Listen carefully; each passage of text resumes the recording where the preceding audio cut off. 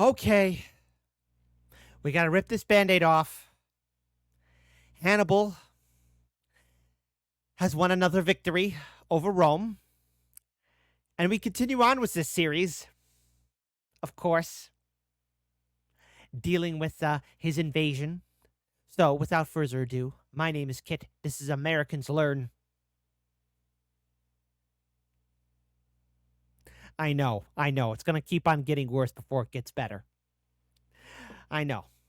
Here we go. Hannibal the Animal, Part 6 of a 20-part series so far. Rome's greatest enemy, the Second Punic War. Let's play this video in a 3, 2, and an uno. The original link to the video is in the description box below.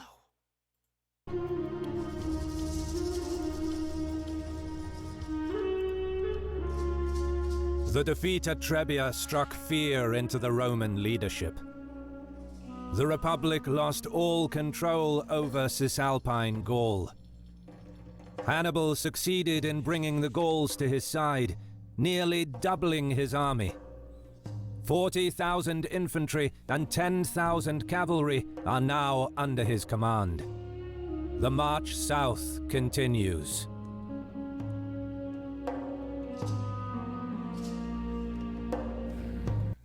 Oh no. Not this battle. Well, we don't talk about the big one though, but not this one.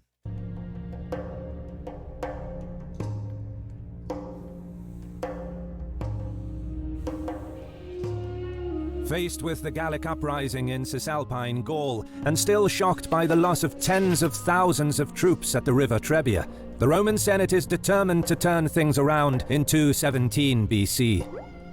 Amidst the political turmoil, two new consuls are elected and sent north against Hannibal with Well, that was weird. I didn't click anything.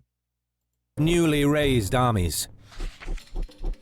Other theaters of war are not ignored, evident by the victory against the Carthaginians at the Ebro and the planned reinforcements set for Iberia later in the year. But the main focus of the Roman war effort is on home soil. The plan is to use the geography of the Italian peninsula to their advantage. With the vast marshlands of the Arno River in the west, thought to be impassable during winter and spring due to flooding, and the rugged Apennine mountain range cutting across the peninsula, the Romans know that there are only two routes into central Italy that Hannibal can take, and they move to block both. Consul Gaius Flaminius positions his army at Arretium, including the 10,000 legionnaires that survived the Battle of Trebia. His co-consul, Gnaeus Servilius Geminus, is stationed at Ariminum. Both armies are bolstered with a higher number of horsemen than usual, perhaps to offset their numerical inferiority in cavalry. Hannibal, meanwhile, has problems of his own. While he did establish a base of operations in the Po Valley, Gallic support will weaken over time as his army continues to consume their resources. At the same time, the Romans Yeah, of course, because here's the thing. He lost a lot of his men in the Alps, of course, and of course in the two major battles that did take place. You know, the Gauls are going to be fickle because you can't trust the Gauls. But don't worry, we'll get them in a few years when Gaius Julius Caesar will avenge us. decided not to pursue further battles in the north, so staying there makes little sense for Hannibal. He needs to put pressure on the Romans before his Gallic allies lose interest in the war. Just like the Senate, Hannibal knows that he can either go down the Adriatic coast and fight Servilius in the rugged terrain of Picenum, or he can fight Flaminius in the difficult Apennine mountain passes. Neither route is good. Whichever he chose, not only would the Romans be alerted about his movement ahead of time, but he would be forced into a prolonged and uncertain battle against the well-defended Roman positions, which would allow time for the two consular armies to link up, something that Hannibal can ill afford. But with the arrival of warm spring weather, the Carthaginian general does the unexpected. He decides to force march his army across the Apennine Mountains and through the dangerous marshlands of the Arno River, aiming to surprise the two consuls and get into a good position to threaten Rome itself. The plan is arguably just as audacious as was the crossing of the Alps. Ugh, boy, Hannibal, you sure like crossing them mountains, don't you? The march is extremely difficult. Hannibal places his most disciplined infantry, the hard-marching Libyans and Iberians, at the head of the column. They set a fast pace, which the Gauls find difficult to maintain, as they are not used to forced marches. And by being at the back of the column, they face the added difficulty of having to march through the sticky quagmire that has been churned up by the troops in front of them. Oh. The cavalry is in the rear of the column, ushering the Gauls forward and keeping an eye on any who might decide to turn back. Yeah, okay, so in other words, Hannibal kept his Gaul army in check. The terrain, however, is the army's biggest enemy. The Arno River flooded after winter rains, turning the river basin into heavily flooded, muddy wetlands. The endless, dense swampland And this is where a lot of men died. offers almost no dry areas for resting. Hannibal's troops wade through deep pools of water for 4 days and 3 nights, with almost no sleep and no rest, whilst carrying their heavy equipment and supplies. Those fortunate enough to be mounted are able to sleep in their saddles, while a handful of those on foot manage to climb onto the bodies of dead horses and pack animals for a brief rest. Many die to infection, disease, exhaustion, and drowning. Hannibal himself catches an eye infection, which cannot be treated because there is no time to stop the column. Ugh, jeez. Now my eye's starting to hurt. Ate some spicy noodles on Saturday, and nothing sucks more than having all that spice go in your eye. It hurts. During the forced march, and he carries the infection for much of the journey, eventually losing sight in one eye. Ah! Ay, He caramba, my emerges from the eyes! swamp on the back of his sole surviving elephant, probably the brave Syrian. All the while, the Romans assumed that Hannibal is contained in the north. But what they didn't know is that the Carthaginian general managed to cross the Apennine Mountains and the Arno River wetlands with Oh, not good. This is not good, my lovelies. 50,000 troops in just 4 days, all without being detected, and is now in position for the next stage of his campaign. He grants his army a few days to rest and sends scouting parties south. He learns that Flaminius is at Arretium and that the Etrurian plain can offer enough food and plunder to boost the morale of the troops. See, at this point, the Romans got to figure out, like, Hannibal thinks outside the box. He's not going to fight traditionally. He is going to outflank, outmaneuver, and constantly surprise the Romans, which are, again, it's very sad because there's going to be not only an upcoming defeat, but another one that I'm dreading, that I'm fearful about. And the less said about it, the better, okay? Okay. Having learned that Flaminius is an arrogant and rash commander, he plans to provoke him into giving battle by pillaging and burning the rich Etrurian countryside. Soon enough, plumes of smoke from burning villages and fields dot the land west of Arretium, followed by the Carthaginian column passing right next to Flaminius, brazenly taunting the Roman general. Watching from Arretium, Flaminius is fuming, knowing that it is he who is supposed to protect these lands, and yet one of the richest areas in Italy is burning on his watch. The worst thing you could do right now, you got to find a way to link up and contain Hannibal. But he somehow resists challenging the Carthaginian general, persuaded by his advisors to stay put and wait until Servilius joins him. Yes! Unable to force an open battle, for Hannibal an assault on Arretium is out of the question.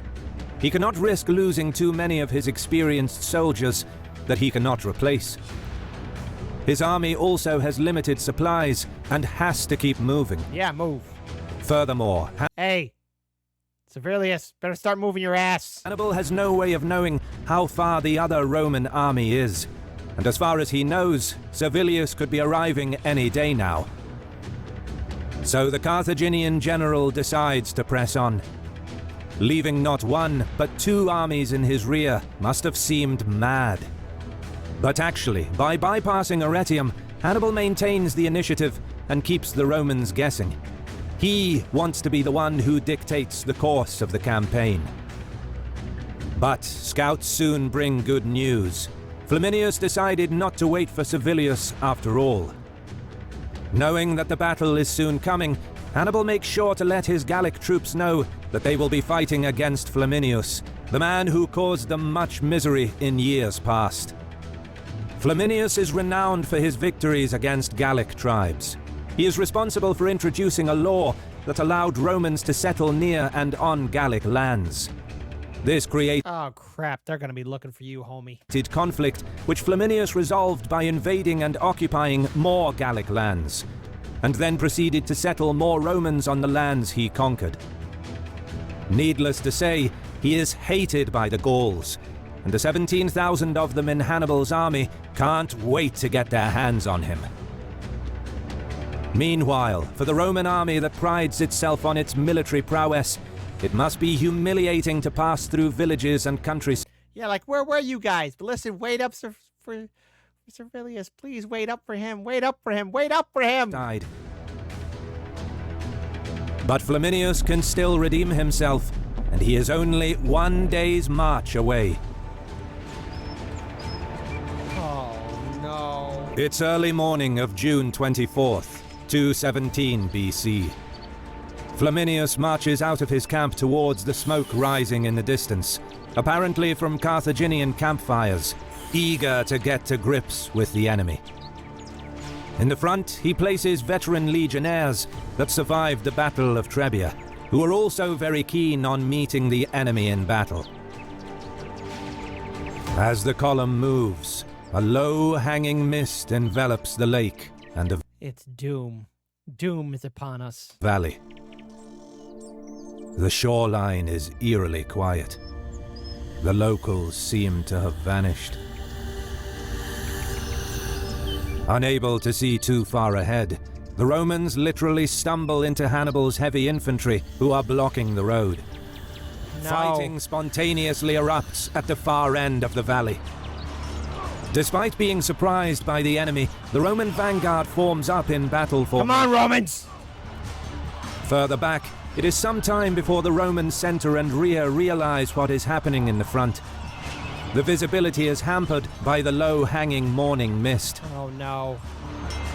But in the hills above the mist, Hannibal's hidden troops can clearly see the Roman column. Although they do not know it yet, the Romans walked straight into an ambush. But let's take a moment to consider how difficult it was to set up the ambush at Lake Trasimene. Don't look. Hannibal couldn't just send his troops up the hill to their positions. That would have left tracks all over the hillside. And with Flaminius hot on his heels, he didn't have much time either. Yet Hannibal marched to the eastern end of the valley and somehow managed to coordinate tens of thousands of troops around the hills to the north into their correct positions. At night, all within a brief window of time and without arousing any suspicion. This is without doubt quite an astonishing military feat. Beginner's luck. Now, Hannibal signals his hidden forces to attack. It's unclear if trumpets signaled the start of the attack, or if his captains were ordered to wait until the Romans are deep enough in the valley. Whatever the case, the ambush succeeds completely. The use of campfires in the distance tricked the Romans into moving deep into the valley, thinking that the Carthaginians are further ahead. And by masterfully hiding tens of thousands of his troops in the hills, Hannibal completely surrounded the enemy. Coming seemingly out of nowhere, Numidian cavalry and Gallic heavy infantry engaged the Roman rear, closing off their line of retreat. No. Hannibal's light infantry, No. skirmishers, and Gallic heavy infantry So the Romans either have to fight or die. And we're gonna die. clash with the Roman Clever tactic on Hannibal's part. All right, I'll give him that. But don't worry. I didn't hear no bell yet. center. Having previously marched in a very loose formation, Flaminius's army is caught completely by surprise. They soon find themselves in a fight for their life. Their formations break up, and many soldiers are left to fend for themselves. The fighting is so fierce that none of the combatants notice a strong, nearby earthquake. So this is where they need, somebody to say, hey, time out, earthquake. After less than an hour of fighting, Hannibal's troops split apart the disorganized enemy column. From this point on, the battle becomes a slaughter. Numidians and Gauls overwhelm the Roman rear, forcing them all the way to the lakeshore. Many try to swim in their heavy armor, desperate to get away. According to Polybius, many Romans drown in the lake, while others who manage to stay afloat beg for mercy, but are killed then and there. The Roman center fights a brave last stand, but after another 2 hours of fighting, most of Flaminius's men are cut down, while others drown in the lake as they try to swim away. According to legend, the Roman consul is recognized amidst the fighting, and the enraged Gauls fight to get to him. The consul's best troops rally to protect him, but one of the Gallic warriors fights his way through and thrusts his spear into the consul, killing him. No. Meanwhile, the Roman vanguard still stands firm. Once they realize that the battle is lost, they start fighting their way through Hannibal's heavy infantry, desperate to escape the field. But they too would be captured within a day or two after the battle. In less than 3 hours of fighting, a whole Roman army is Oh no, 15,000 dead? virtually wiped out. It is said that Flaminius's body... Let's see. 15,000 dead, 15,000 captured, Italic allies released to go home. Consul Gaius Flaminius, R.I.P. Not funny, history much. was torn to pieces by Gallic soldiers, so much so that Hannibal was not able to find any trace of the consul after the battle to give him a proper burial. Carthaginian losses, meanwhile, are minor. Large plunder is taken. 1,500, 2,000, well, mostly Gauls. Well, good. All right, fine. There's at least one caveat here. At least majority of the casualties are Gauls. Especially military equipment. Hannibal re-equips his Libyan infantry. Each man is given a Roman mail, bronze helmet, and an oval scutum shield. Within a few days, the Romans suffer another disastrous loss. As Servilius was on the move to join Flaminius, he hurriedly sent all of his 4,000 cavalry ahead of the army to help his co-consul. Hannibal learned of their movement even before Servilius knew about Flaminius's defeat. Maharbal, Hannibal's second in command, rode out to meet them, launching a surprise attack. Those who survived were captured. By eliminating Servilius's cavalry, Hannibal effectively neutralized his entire consular army. Few, if any, commanders have been able to match Hannibal's ambush at Lake Trasimene, where one entire army ambushed and effectively destroyed another entire army. Stop rubbing the salt in the wound.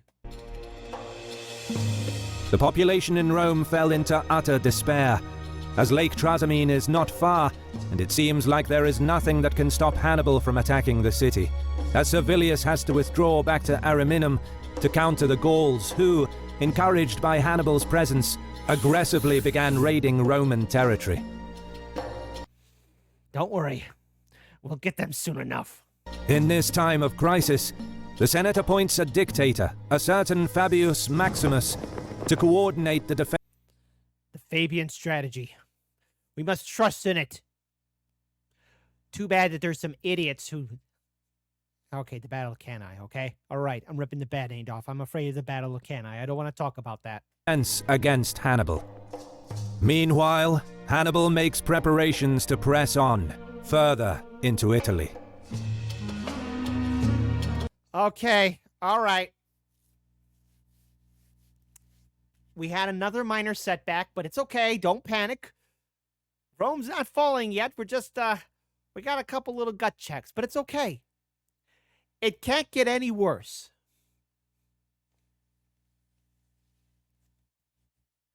It can get worse, and I dread the episode of the Battle of Cannae. This ain't gonna be cool, is it? It's gonna be a no bueno, isn't it? Well, I didn't hear no bell yet, but we're in for some dark times. Interesting times, yes. Better times, debatable. So please be sure to like, comment, share, and subscribe. Check out our Discord and support the original content creator. And Rome isn't out of the game yet, folks. Don't panic. Hannibal's at the gates.